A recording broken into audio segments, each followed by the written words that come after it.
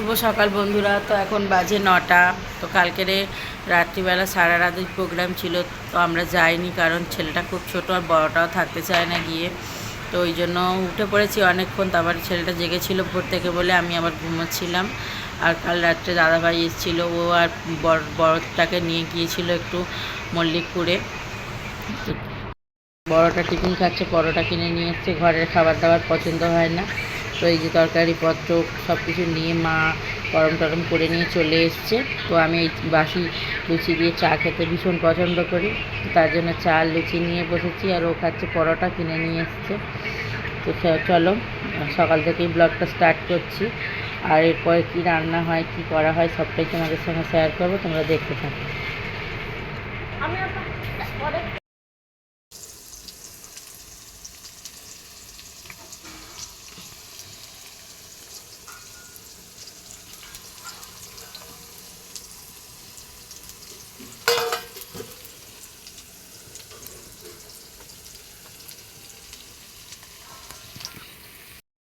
তো বন্ধুরা এই যে সবাই খেতে বসে পড়েছে। তুমি যা খাবে খাও, আমি তো খাবো।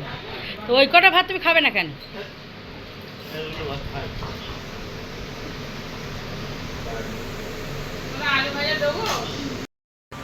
তো বন্ধুরা এখন বেরোচ্ছি সবাই। বেরোচ্ছে না, বদমাইশি করছে।